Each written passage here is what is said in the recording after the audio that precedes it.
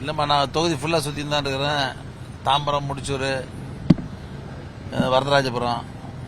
பணிகள்லாம் எப்படி போகுது? வேலை நல்லா இருந்தது. எல்லாம் வந்து வெளியூர்ல இருந்து ஆள் வந்துருக்குறாங்க. இந்த குப்பை எடுக்கிறது, ட்ரைனேஜ் அடிச்சு கொடுக்குறது, மருந்து போடுறது, குளோரின் போடுறது, எல்லா வேலையும் பார்த்துட்டு இருக்கிறோம். இதெல்லாம் புதுசாக நான் போட்டது. இப்போ நம்ம ஆட்சி வந்ததுக்கப்புறம் இந்த காவெல்லாம் இப்போ போர்வேலேருந்து வரதுல தனியாக 4 கிலோமீட்டருக்கு ரோடு கட் பண்ணி ரோட்டு உள்ளே எடுத்து தான் போட்டிருக்கேன். இப்போ இந்த தண்ணிலாம் அந்த தண்ணி எடுத்து தான் இப்போ இதெல்லாம் இப்போ தான் நம்ம எடுத்து வந்துருக்குறோம்.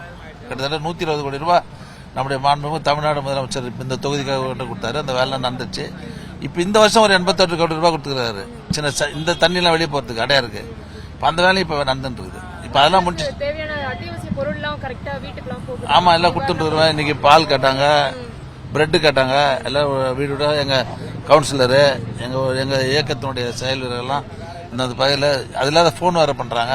அந்த ஃபோன் பண்ற வீட்டுக்கு ஏற்ற மாதிரி உணவு பொருள்லாம் கொடுக்குறோம். இன்னும் வந்து ஒரு சில இடங்கள்ல இன்னும் 2 நாள் சரியாயிடுமா? 2 நாள் சரியா போயிடும். அது வசதி இல்லாம இருக்கு. ஆமா, இப்போ வந்து சில இடத்துல தண்ணி தேங்கும் போது மின்சார ஷாக்கு வரும்ல. அதனால வந்து தண்ணி வடிஞ்சதுக்கு அப்புறம் வடிகிற இடத்துல இப்ப மின்சாரம் கொடுக்க சொல்லிக்கிறோம்.